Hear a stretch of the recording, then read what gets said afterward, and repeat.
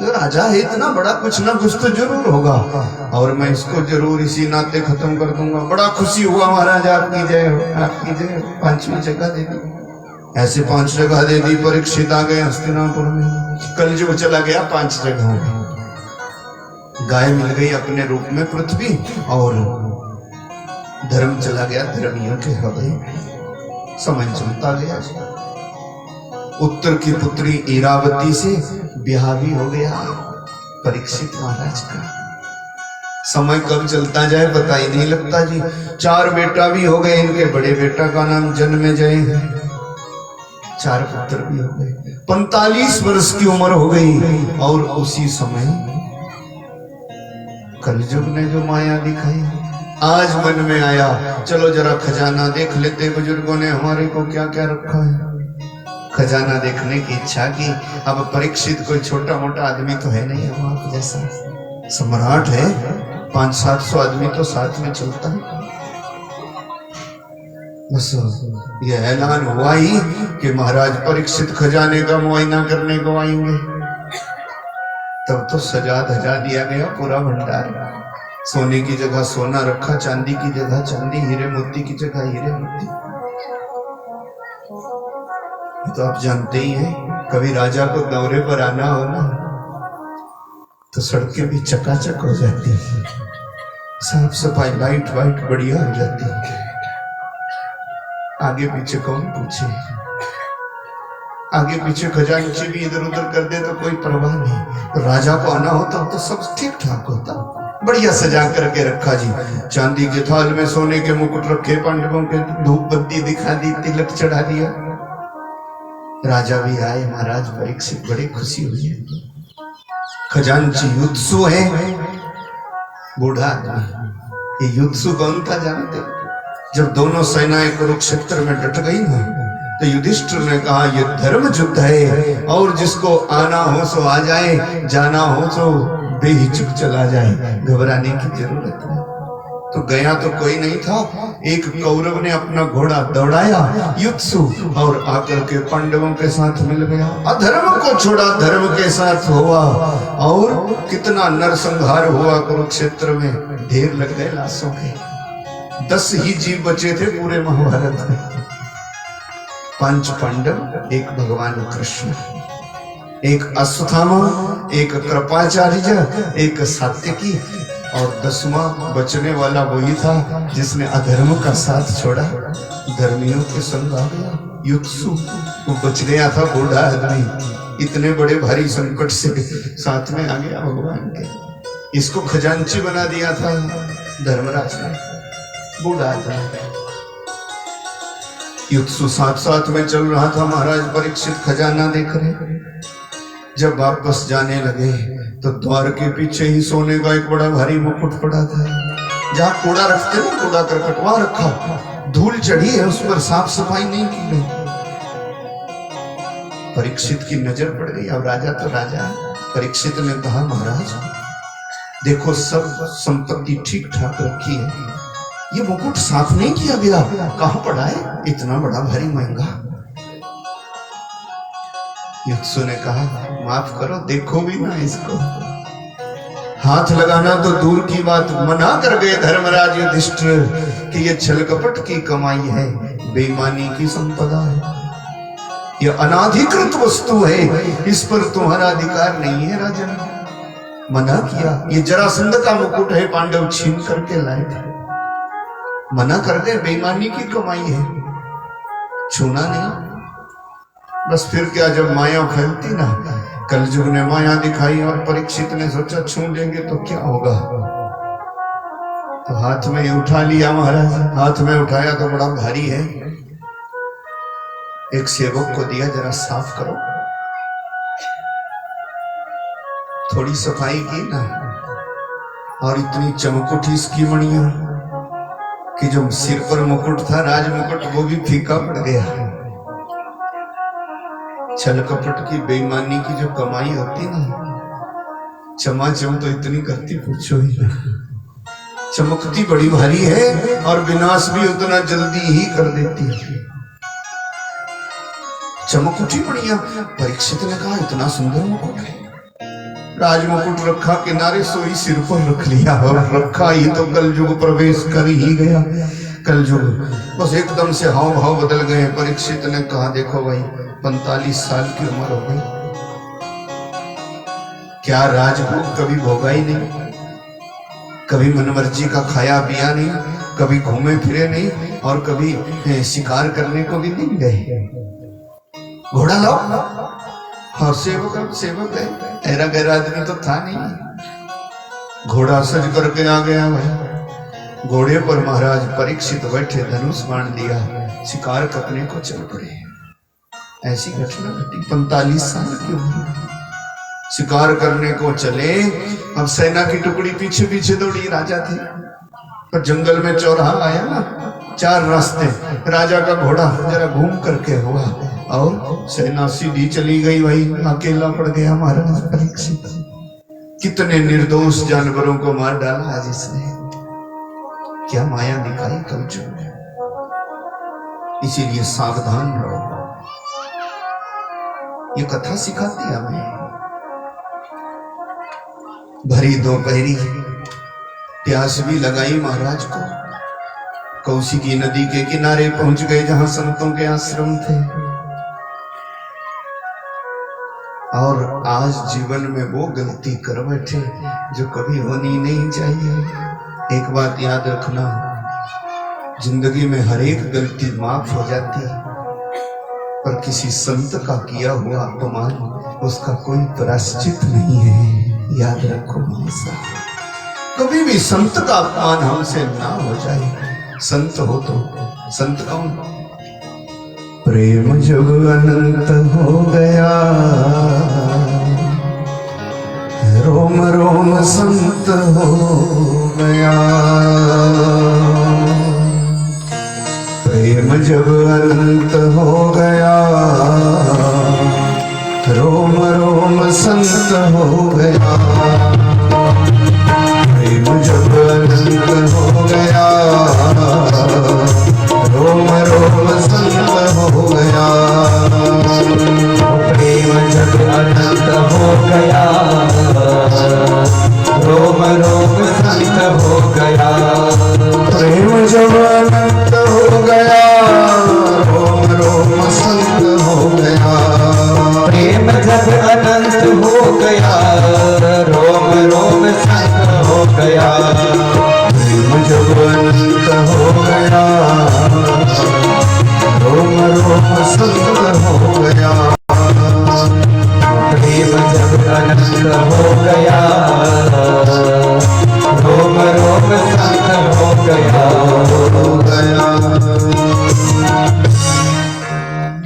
जिसको केवल और कुछ भी लेना देना इतना न कर पाओ तो 5 जगह तो जिंदगी में जरूर मर्यादा रखो। वो 5 जगह याद रखो, वहां की मर्यादा कभी टूटने न पाए। जल्दी बताऊं कि धीरे धीरे समझा करके बताऊं?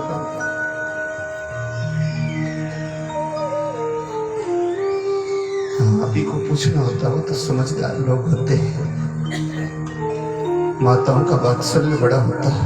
पूछो, 2 मर्द आदमी ना, एक पूर्व का हो एक पश्चिम का, 6 महीने भी इकट्ठे रह जाए ना तो भी इतने अकड़बाज होते, एक दूसरे से बात करना भी अच्छा नहीं समझते। एक दूसरे से नमस्ते नमस्ते तक ही रहते, सोचते बड़ा होगा अपने घर में होगा, हम कोई कम थोड़ी है। अभी अभी 3 मंजिल की बिल्डिंग चढ़ा दी, पत्थर भी बाहर से ही आया, बड़ा होगा अपने घर में होगा। पर माताओं का स्वभाव इससे अलग होता जी।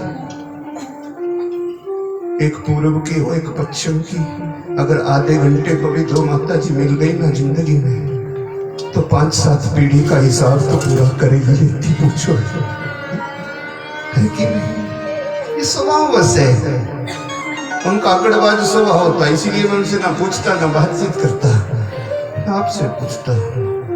तो समझाओ ना, 5 जगह जिंदगी में याद रखो, यहाँ की मर्यादा कभी ना टूटे। तो प्रेम से बोली भागवत भगवान की जय। 5 जगह की मर्यादा कभी ना टूटे। पहली जगह है गुरु का द्वार। बोलिए सदगुरुदेव भगवान की जय। कल आपको समझाया था ना, पानी पियो छान के, गुरु करो जान के। आजकल कमी नहीं है, बाजार लगता गुरुओं का, कमी थोड़ी है। बाजार में जैसे चीज छांट छांट के लो वैसे गुरु मिलता, छांटो जगह जगह आता। पहले का जमाना थोड़ी के अब तो जगह जगह आता। फेरी लगाता लगाता गुरु कर लो, गुरु कर लो। और पानी पियो छान के, गुरु करो जान के। और गुरु के बिना न रहो, कितने भी समझदार हो जाओ। कल सुनाया था ना आपको, वो सुन ले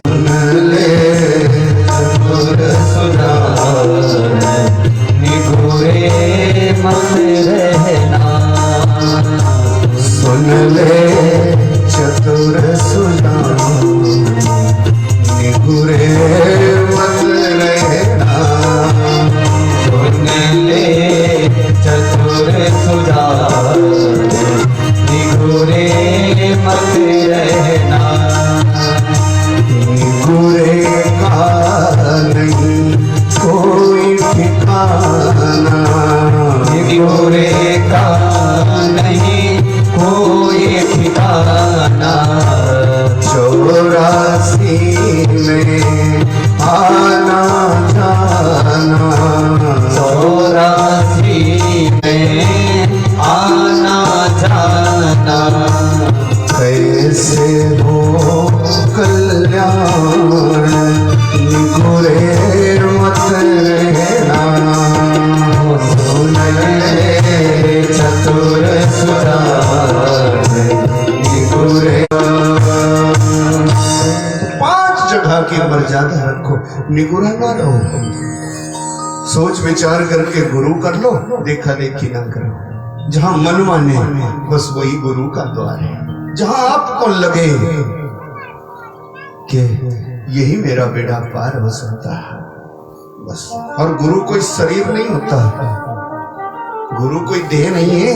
गुरु तो वो तत्व है जो किसी शुभ मुहूर्त में आपके कान में मिल गया। दीक्षा का मतलब कान फूंकना नहीं है। जीवन जीने की असली दिशा हाथ लग जाए वही तो दीक्षा है। दीक्षा का मतलब है कि दिशा मिल जाए, जाना कहाँ है, करना क्या है, आए कहां से, बस ये मिल जाए। जहां मिले किसी महापुरुष की शरण जाओ, जीवन जीने की कला सीख लो। ना मिलता है तो कोई परवाह ना करो, मन नहीं मानता तो फिर चिंता नहीं है। कल समझाया था ना आपको। तो ज्यादा नहीं है, किसी देवी को गुरु कर लो, देवता को गुरु कर लो, जाओ उसके द्वार के, बस मेरा तू ही सब कुछ है, तू ही गुरु है, तुमेव माता च पिता तुमेव, तू ही सब कुछ है और कुछ भी नहीं। फिर भी मन नहीं मानता। मैं सुनाया था आपको, हनुमान जी को गुरु कर लो, फिर भी मन मानता नहीं है तो सब खटका छोड़ो और वसुदेव सुतम देवम कंस चाणूरमर्दनम देवकी परमानंदम कृष्ण वंदे जगत गुरु। तो सीधे हमारे ठाकुर की शरण आ जाओ, लोक पर लोक सुखी। पर जब एक बार गुरु कर लो तो उस द्वार की मर्यादा न टूटने पाए, ये हमेशा ध्यान रखो। नहीं तो लोग क्या करते, मन मानता ही नहीं है ना। होड़ में तो गुरुजी सब कर लेते हैं रीस रीस में, और 1 महीने के बाद कोई अगला महाराज आ जाता तो कहते वो गुरु ठीक नहीं था, ये बढ़िया है। अगली बार को आते तो कहते अगला और बढ़िया है। ऐसे ये तो सवाल ही। दीक्षा केवल एक ही जगह होती, शिक्षा जगह जगह से लो, जहां से मिलती। भजन हर एक जगह, सत्संग कभी छोड़ो ना, जहां कहीं भी मिले भगवान का नाम जरूर जपो। पर गुरु तो हमेशा एक ही रखो। सो महाराज उस द्वार की मर्यादा कभी टूटने ना पाए। एक बात और याद रखो, अगर आपको दीक्षा मिल जाए तो फिर सलाहकार ना बनो, शिष्य ही रहो। बहुधा लोगों को ये भी आदत होती कि बस क्या दीक्षित हुए ही, शिष्य बने ही कि सलाहकार बन गए। गुरु के द्वार कभी सलाह ना दो, सीख लो जितनी मिल जाए, और मर्यादा कभी ना तोड़ो। तो गुरु के द्वार की मर्यादा 5 जगह याद रखो। पहला गुरु का द्वार, दूसरा राजा का द्वार। राज दरबार में भी जाओ तो मर्यादा रखनी पड़ती, नहीं तो सजा हो जाती। तो गुरु का द्वार, राजा का द्वार। तीसरे किसी नए नगर का द्वार। नए देश में जाओ, कायदा कानून पहले पता कर लो। नए नगर में जाओ, पहले पता कर लो यहाँ के नियम कानून क्या है, तो सजा नहीं पाओगे, आराम से रहोगे। तो गुरु का द्वार, राजा का द्वार, नए नगर का द्वार, चौथे संत का द्वार। किसी संत के द्वार जाओ, वहां की मर्यादा रखो, क्योंकि संतों की अपनी महिमा होती, अपनी मर्यादा होती, ना टूटे हमसे। तो 4 जगह हो गई, गुरु का द्वार, राजा का द्वार, नए नगर का द्वार, चौथे संत का द्वार, और 5वें भगवान का दरबार। बोलिए नारायण भगवान की जय। तो ये याद रखो, इन 5 जगह में मर्यादा कभी हमसे टूटे ना। मेरा जिम्मा जीवन में कोई गड़बड़ी आ जाए कभी, भगवान के द्वार की भी मर्यादा ना तोड़ो। इसलिए अपना तो हम तो सीधे साधे आदमी कह देते, भाई आपको खरा लगे तो भी बढ़िया, ना खरा लगे तो डबल बढ़िया। खैर, भगवान के द्वार की मर्यादा होती। मंदिर में जाओ तो मर्यादा भंग ना करो, साफ सफाई का ध्यान रखो। आपके यहाँ तो बहुत बढ़िया है, शिव जी भगवान है, ठाकुर जी है, जगदम्बा है, इससे परे और क्या चाहिए। अब चौथा तो कोई होता ही नहीं, इन तीनों में ही सब है। सो कभी भी भगवान के द्वार की मर्यादा, तीर्थ यात्रा में जाओ, कभी कथा में जाओ, कभी भगवान के द्वार, ये मर्यादा ना तोड़ो। और एक बात याद रखना, इधर उधर के किए हुए बुरे कर्म तो भगवान के द्वार आने से नष्ट हो जाते तत्काल। और भगवान के द्वार में हमारे से कोई किंचित सा अपराध भी हो जाए, उसका कोई प्रायश्चित कहीं है नहीं। अन्य स्थाने कृतं पापम पुण्य क्षेत्रे विनश्यते, पुण्य क्षेत्रे कृतं पापम वज्रलेपो भविष्यति। ये वज्रलेप की तरह हो जाते हैं, चाहे लाखों करोड़ों जन्म हो जाए, पर इन पापों का कोई प्रायश्चित नहीं। ये तो भोग करके ही जाएंगे, इनका फल भोगना ही पड़ता। इसीलिए मर्यादा हमसे ना टूटे भगवान के द्वार की। आज परीक्षित ने वो काम कर लिया जो होना नहीं चाहिए, संत के द्वार की मर्यादा ही तोड़ दी, जूता भी नहीं खोला। ये तो समाधि में बैठे थे, गए अपने आप मटके से पानी लिया, पानी पिया। संतों के बड़े सेवक थे, पर आज सोच रहे हैं कि कैसा ढोंगी बाबा जी है, हमारे आने पर जरा स्वागत सत्कार भी नहीं करता। ये तो किया ही किया अपराध, पर चलते चलते इतना बड़ा भारी अपराध कर दिया कि नदी के किनारे कुटिया के बाहर ही मरा हुआ काले रंग का बड़ा भारी अजगर पड़ा था, एक सांप जी। सो बाण की नोक से उठाया, अपनी तरफ से मजाक किया, सो समाधिस्थ बाबा समीक के गले में पहना दिया। इतना बड़ा अपराध कर गए और चले गए वापस। कलयुग ने कैसी माया दिखाई। श्री सूत जी कहते, ऋषियों, उसी समय संतों के बालक खेलते कौशिकी नदी के किनारे। किसी बच्चे ने जाकर के सूचना दी समीक के पुत्र श्रृंगी को, सुनो हमारे गुरुजी का अपमान हो गया, आश्रम की मर्यादा तोड़ गया, कोई मर्यादा का उल्लंघन हो गया। क्या? बोले आपके पिताजी का अपमान हो गया, किसी ने हमारे गुरुजी के गले में मरा हुआ सांप पहना दिया। आया श्रृंगी को क्रोध और कौशिकी नदी का जल लिया हाथ में, अभिमंत्रित किया और कह दिया कीर्ति लंघितं मर्यादं तक्षका सप्तमे यानि कुल समंगारा उदितो में पितृद्रोहम। जिसने मेरे पिता का अपमान किया, आश्रम की मर्यादा भंग की, हमारे पिता के गले में मरा हुआ सांप पहनाया, आज से 7वें दिन तक शकनाग काट खाएगा उस दुष्ट को, ऐसा श्राप दे दिया।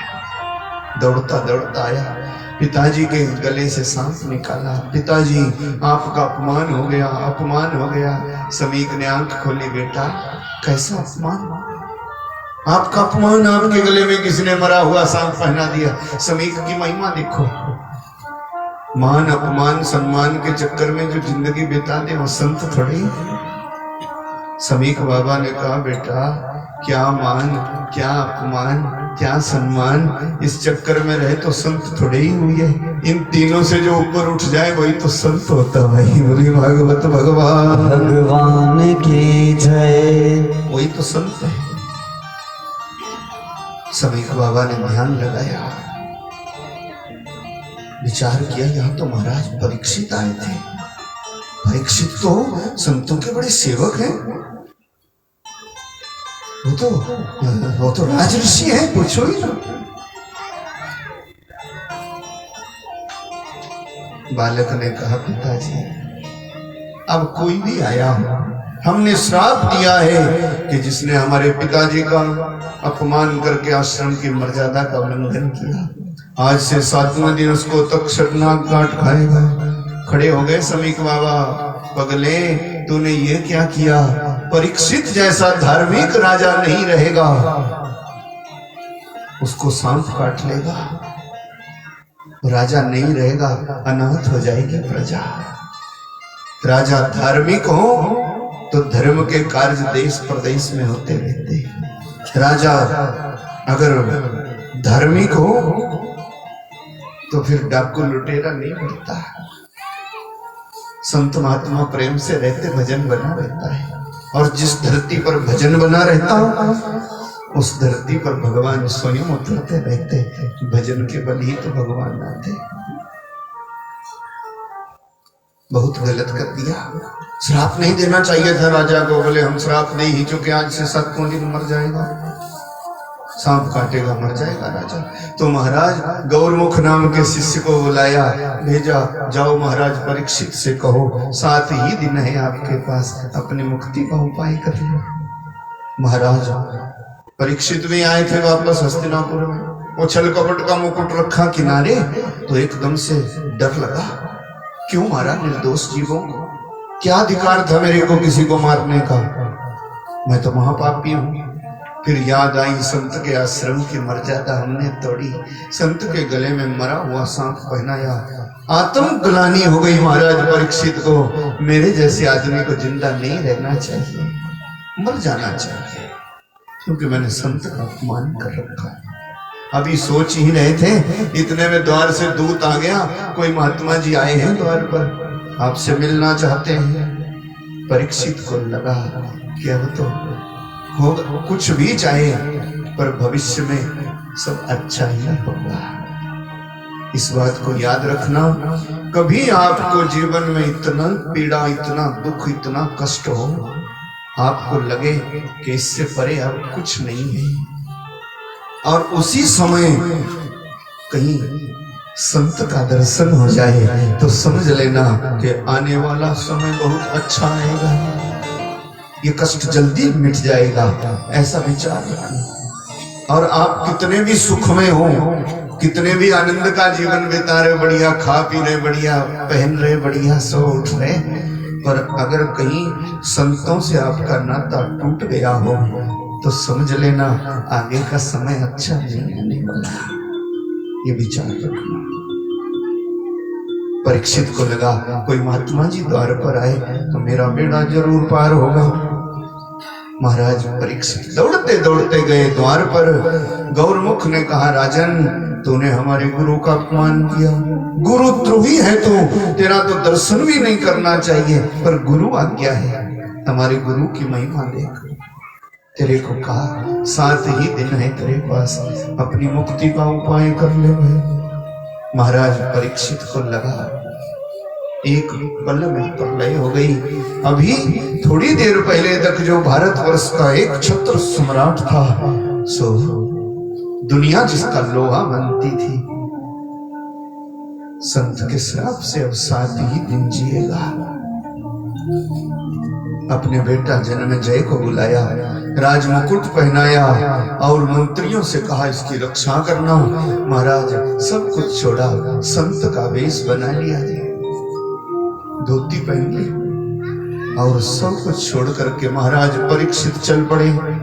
मैं अपनी मुक्ति का उपाय करूंगा, मेरे पास 7 दिन है। सब कुछ छोड़ करके जा बैठे गंगा जी के किनारे। पल में कितना बदल गया, समय का भरोसा न करो, कब कैसा वक्त आ जाए। सो महाराज अब परीक्षित कोई अरे गहरे आदमी तो थे, सम्राट थे, जिसको पता लगता गया वही हाल चाल पूछने गंगा जी के किनारे चलता गया। और हाल चाल पूछने को एक बात याद रखो, बड़ा बड़ा कोई धनवान कोई सेठ आए सो तो स्वाभाविक है, पर किसी के दुख बांटने को कोई संत महापुरुष आए ये तो कई जन्मों का पुण्य है, एक जन्म का पुण्य नहीं है।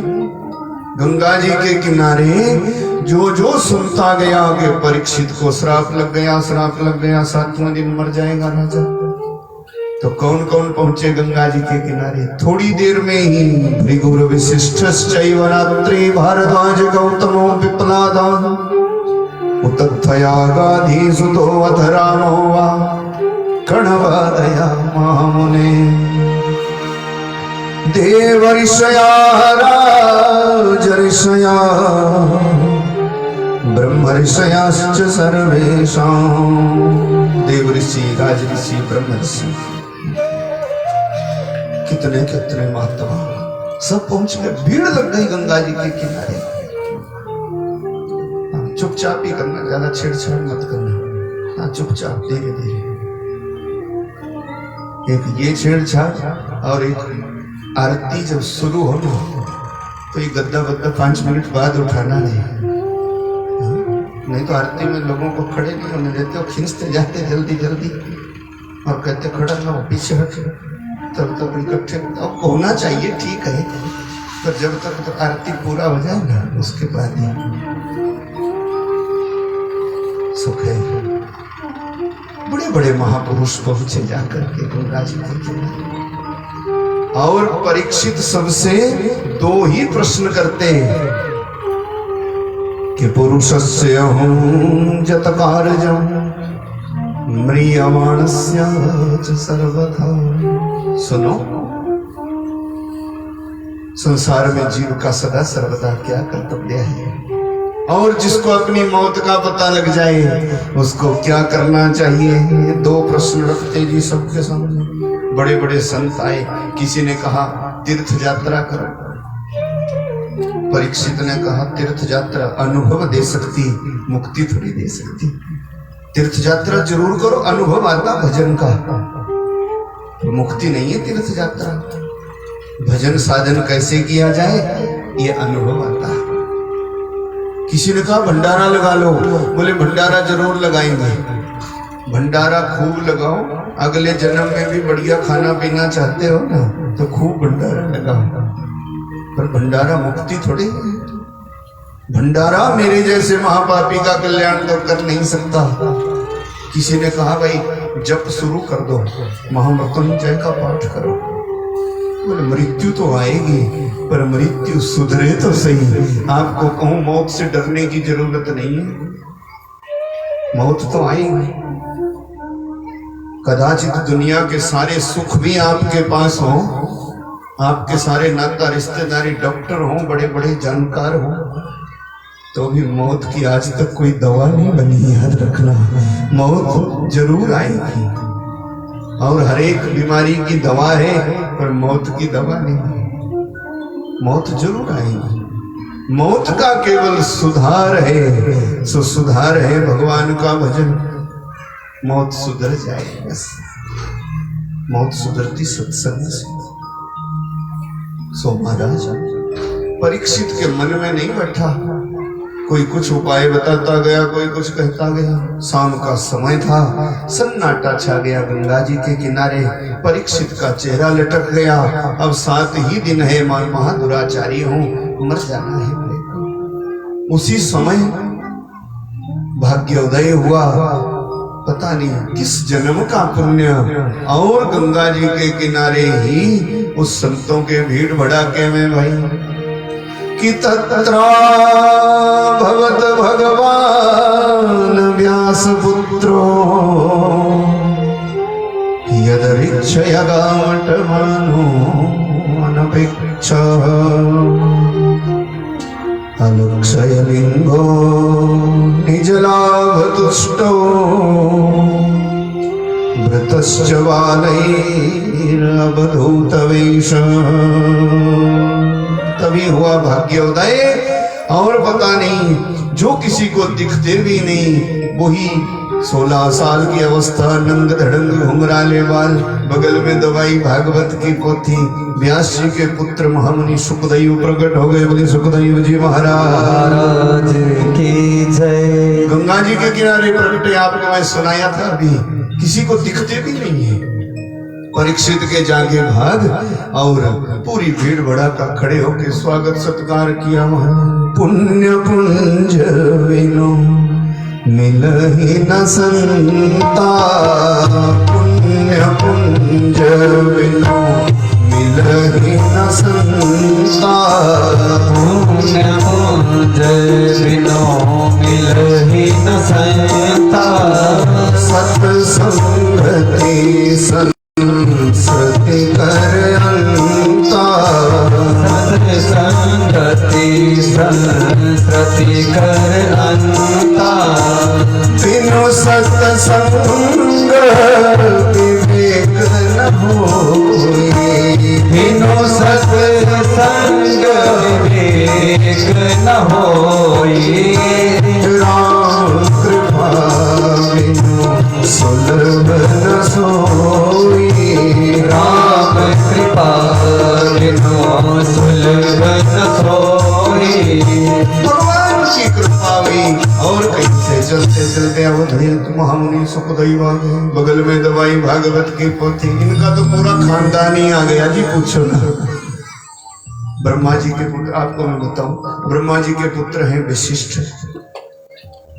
सो वशिष्ठ जी भी आए थे उधर, आगे आगे की लाइन में बैठे। भृगुर वशिष्ठ आपको अभी बताया, वशिष्ठ जी भी बैठे। वशिष्ठ जी के पुत्र शक्ति नाम के महामुनि हैं, उनको राक्षस खा गया सो रहे नहीं। शक्ति के पुत्र हैं पराशर। ये पराशर जी भी आए थे गंगा जी के किनारे हालचाल जानने परीक्षित का। पराशर के ही पुत्र हैं भगवान वेदव्यास। सो वेदव्यास जी भी उसी सभा में बैठे थे। महाराज कितनी कितनी पीढ़ियां, इनके तो पूरे खानदान आ गए। कैसा भाग रहा होगा महाराज परीक्षित का कि संतों के पूरे पूरे खानदान पहुंच गए। महाराज ये कोई कम भाग्यशाली नहीं है। बड़भागी होते वो लोग जिनको सत्संग मिलता है। सो महाराज वशिष्ठ जी, पराशर जी, भगवान वेदव्यास जी और उनके पुत्र हैं महामुनि सुखदेव, सो भी प्रकट गए गंगा जी के किनारे। सबने स्वागत किया खड़े होके, जितने भी महात्मा लोग थे। जय जयकार की, बोले भागवत भगवान जय। जय जयकार हुई, गंगा जी का किनारा गूंज उठा भाई।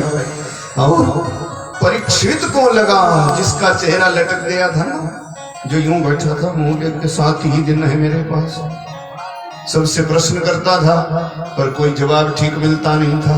पर जब सुखदेव का आगमन हुआ तो परीक्षित को लगा इतनी भीड़ में बैठे बैठे कि अब मेरा बेड़ा जरूर पार होगा, अब कोई सदगुरु आया है। और भीड़ को चिरते चिरते महाराज परीक्षित गए, दंडवत प्रणाम किया, चरणों में लौट गए और कहने लगे, महाराज आज क्या रह गया? अहो अद्य वयं ब्रह्मन् सतसेव्या क्षत्रबंधवा।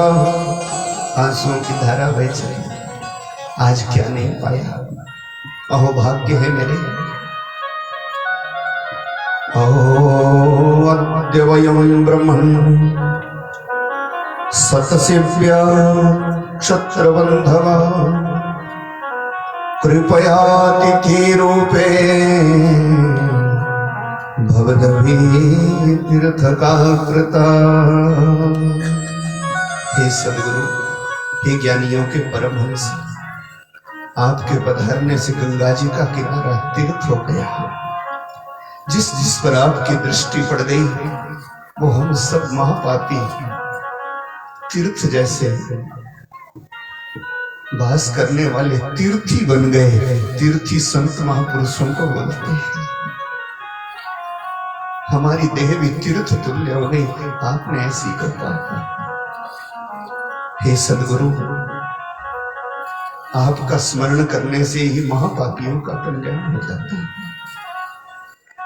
अंशों की धारा फूट पड़ी, चरण पकड़ लिए। हे सदगुरु, येषां संस्मरणात् पुंसां सद्य शुद्धयन्ति वै क्रिया किं पुनः दर्शनं स्पर्शपाद शौचासनं दिवि। आप जैसे महापुरुषों का तो स्मरण करने से ही बेड़ा पार हो जाता।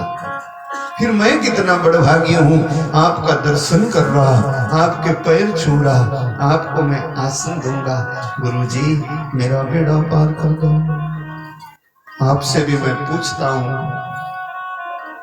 कि अतः पृच्छामि संसिद्धिं योगिनां परमं गुरुं पुरुषस्य यत् कार्यं म्रियमाणस्य च सर्वथा। हे सद्गुरु, आपसे मैं पूछता हूं, जीव का सदा सर्वदा क्या कर्तव्य है? और जिसको अपनी मौत का पता लग जाए, मेरे को 7 दिन में ही मर जाना है, तो बोलो मेरी मुक्ति का उपाय क्या है? और पूछो ना, भीड़ में तो क्रांति आ गई। सुखदेव गदगद चित्त हो गए। सुखदेव ने कहा, राजन, तेरे पास 7 दिन है, तू बड़भागी है। ये 7 दिन किसके पास है? दावा कौन कर सकता मैं 7 दिन जीऊंगा? कोई बोल सकता बोला कि मेरे पास 7 ही दिन है? यहाँ तो एक पल का भरोसा नहीं है। दावे से कौन कह सके कि मैं 7 दिन जीऊंगा? बोले मेरे को श्राप लगा है। सुखदेव ने कहा, राजन, ये श्राप नहीं है, ये तो महात्मा की कृपा मान, क्योंकि तेरे को वरदान दिया तू 7 दिन तक मरेगा नहीं। बोले नारायण भगवान की जय। बोले मैं 7 दिन के बाद मरूंगा। सुखदेव ने कहा, तू 7 दिन के बाद मरेगा और जमाने को एक पल का भी भरोसा नहीं। 7 दिन में सब जमाना ही मर जाएगा। आप सब भी याद रखो, 7 ही दिन में हम पैदा होते, चाहे रविवार को हुए, चाहे सोमवार को, मंगलवार को, चाहे बुधवार को, वीर शुक्र, चाहे शनिवार को। 7 ही दिनों में हम पैदा होते हैं और 7 में ही मर जाते हैं। 7 ही दिनों में खरा कर्म करके देवता बन जाते हैं और 7 ही दिन में बुरा कर्म करके कीड़ा मकोड़ा हो जाते हैं। फिर मरना भी साथ में है, जन्मना भी साथ में। पर ये दावा कौन कर सकता कि मेरे पास पूरे 7 दिन है? राजन, तू बड़भागी है जो दावे के साथ ये कह सकता कि मेरे पास पूरे 7 दिन है। बोले गुरुजी, मुझे मर जाना है, बताओ मेरी मुक्ति का उपाय। मैं महापापी हूं, संत का अपमान किया है।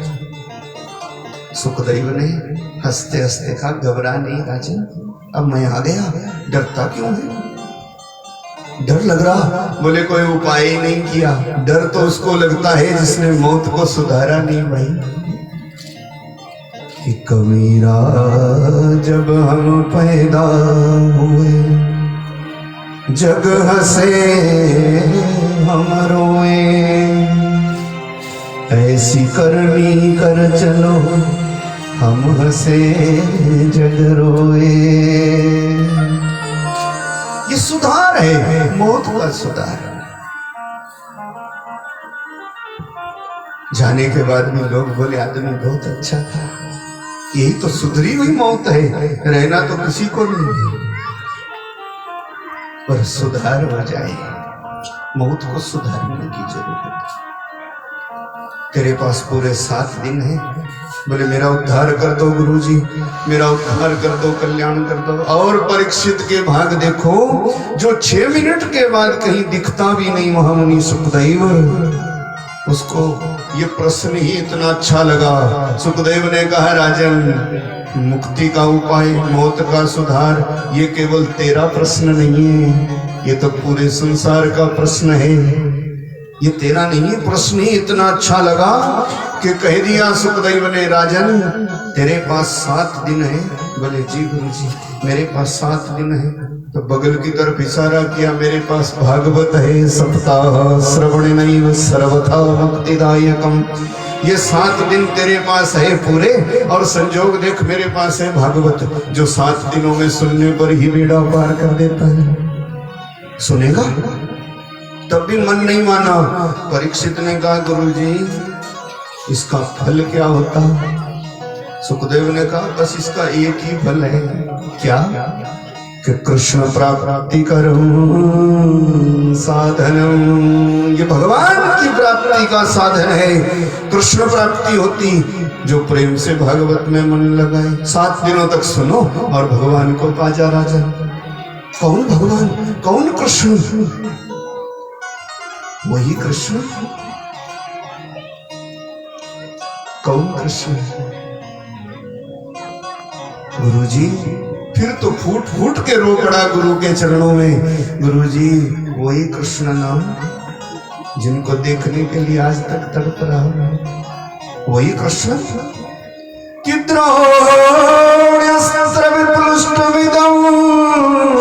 मदंगम संतान बीजम कुरु पांडवानां जुगोपकुक्षं गतात चक्रम मातुश्च मेया शरणं गताया। वही कृष्ण जब सुदामा का ब्रह्मास्त्र आया था मेरे को खत्म करने, और जिन्होंने मां के गर्भ में मेरे को दर्शन दिया, वही कृष्ण, वही द्वारिकाधीश। बोले वही उनका दर्शन कराओगे? ओ गुरुजी तब तो मेरा बेड़ा पार होना निश्चित है। सुनाओ भागवत की कथा, और कुछ भी नहीं सुनना।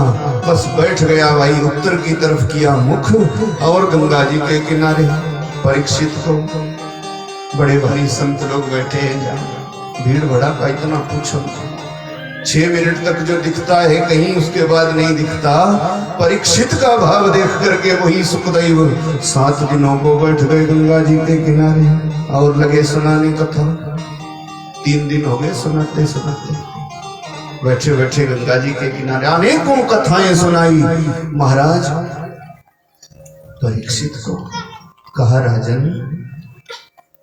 परीक्षित ने कहा गुरुजी समझ में नहीं आता। पहला सूत्र बताया कि भजन कर, भजन से ही बेड़ा पार है, भजन से ही कल्याण है, तेरा जन्म सफल हो जाएगा, तो भगवान का भजन कर। बोले यही तो समझ में बात नहीं आती कि भजन किसका करें और किसका ना करें। सुखदेव ने कहा राजन 3 दिन हो गए समझाते समझाते। सत्य है भगवान, धर्म है भगवान, और परम धर्म है भगवान की कथा। ये तो पहला प्रश्न किया था ना, परम धर्म क्या है? तो बोले परम धर्म है भगवान की कथा। उससे तार जुड़ता भगवान से, इसीलिए कथा जरूर सुनो। परीक्षित ने कहा मन पता नहीं लगता कि किसका भजन करें, किसका छोड़ दें, किस देवता को मनाएं, कि शिव जी को मनाए, कि विष्णु को मनाए, कि ब्रह्मा को मनाए, कि देवी को मनाए, कौन बड़ा है कौन छोटा है। तो बड़ी सुंदर बात कही। देखो विरोध किसी का नहीं है, और मन केवल एक में लगाओ। प्रणाम सबको करो, मन केवल एक में लगाओ। जड़ में पानी दोगे ना तो उसकी सैकड़ों शाखाएं हैं, सब में रस जाएगा। उसके हजारों पत्ते हैं उनमें रस जाएगा, उसके लाखों फूल है उनमें रस जाएगा। तो जड़ है गोविंद है, जड़ है तो जड़ में अगर सिंचोगे तो मनः गोविंद चरणे निवेशयेत, मन लगा गोविंद के चरण में, भजन कर सबका, बस भजन बने। राजन तू तो बड़ भागी है, तेरे पास 7 दिन है पूरे, और ये कलयुग है, कलयुग आ गया था उस समय।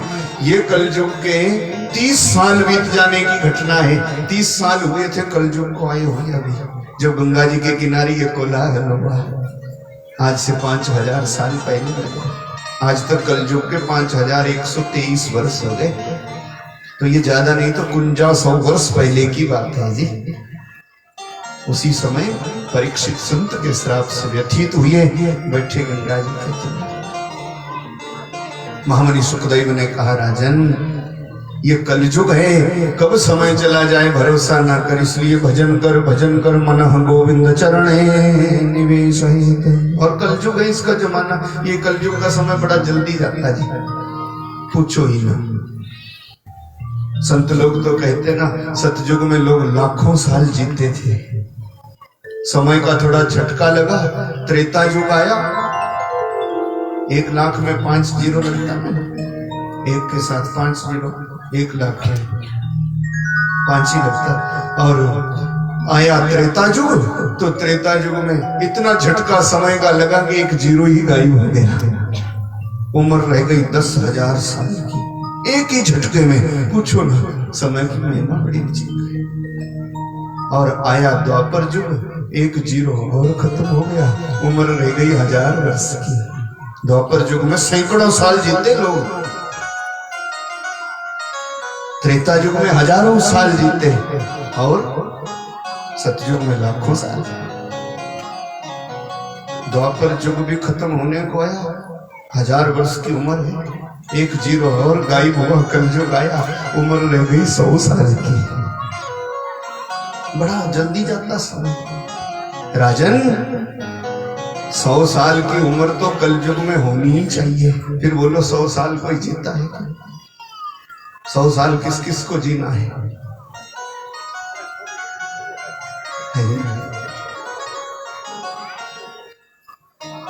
परीक्षित ने यह प्रश्न किया था तो सुखदेव ने कहा, राजन प्रश्न जीने का नहीं है, प्रश्न मरने का नहीं है।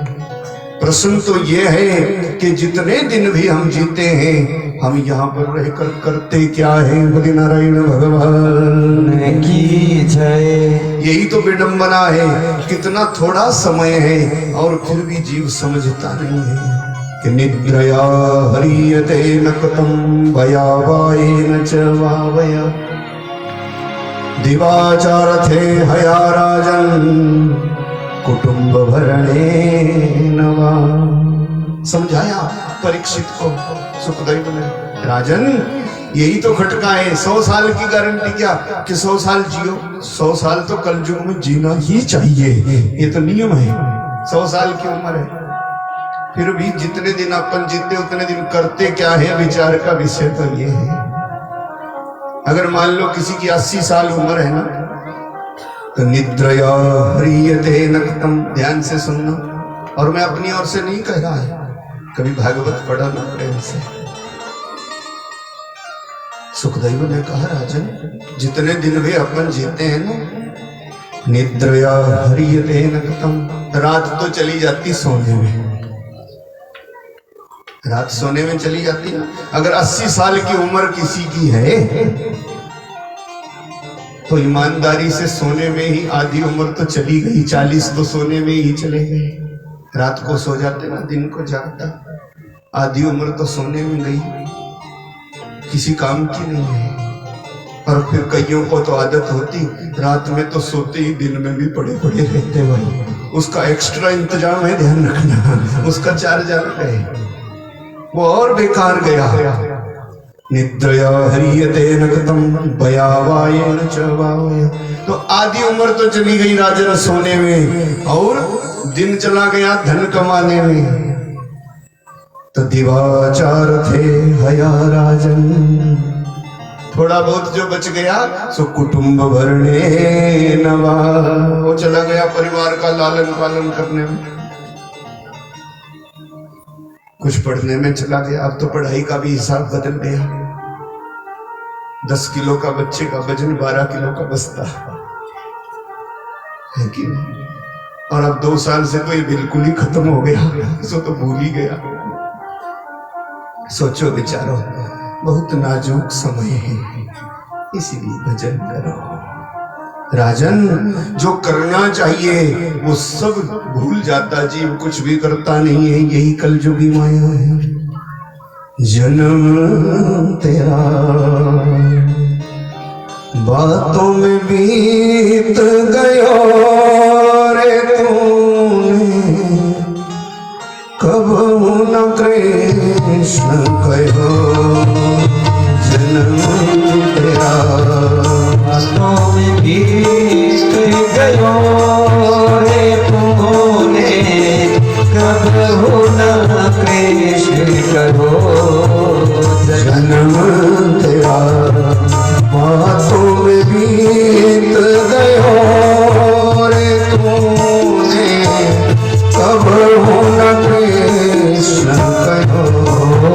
जन्म तेरा बातों में बीत गयो रे तूने, कब न कृष्ण कहो। 5 वर्ष का भोला भाला, 5 वर्ष का भोला भाला, 5 वर्ष का भोला भाला, 5 वर्ष का भोला भाला, अब तो 20 भयो, अब तो 30 भयो, मगर 25 माया कारण, मगर 25 माया कारण, देश विदेश गयो रे तूने, कब न कृष्ण कहो। जन्म तेरा बातों में बीत गयो रे तूने, कब न कृष्ण कहो। यूं ही चला जाता समय, कभी बचपन चला जाता, कभी जवानी चली जाती, और जो करना चाहिए सो होता नहीं। राजन करना क्या है, करना क्या नहीं है, यही तो भजन है और यही जीवन का सार है।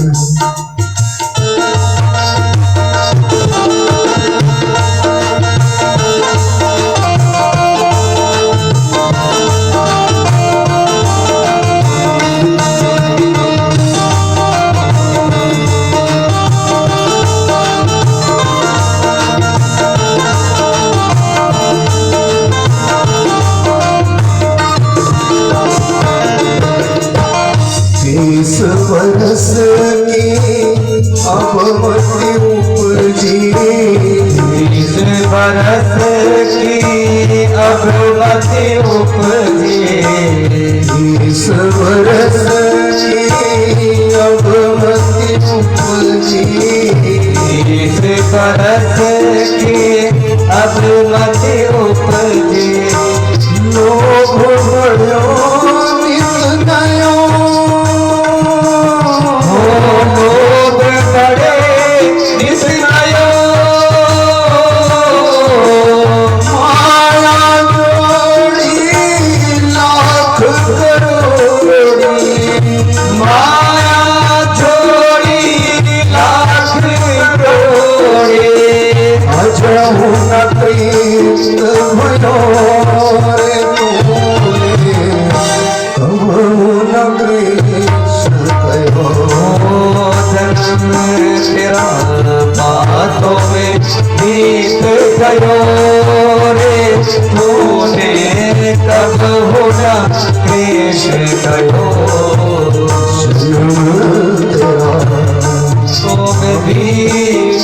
गयो रे तूने कबहु न क्लेश करो वृद्ध भयो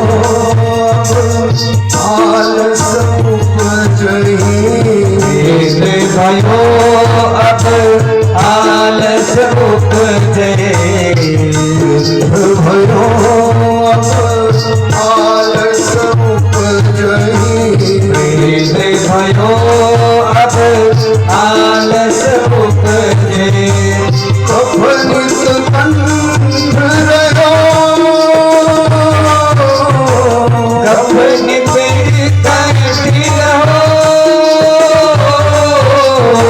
संकट कबहु लागी तूने संकट कबहु न कीनी रे तूने फिर साजन गयो रे तूने कबहु न क्लेश कयो जन्म तेरा बातों में दीप करो रे तूने कबहु न क्लेश करो जन्म तेरा बातों में दीप करो रे तूने कबहु न क्लेश करो।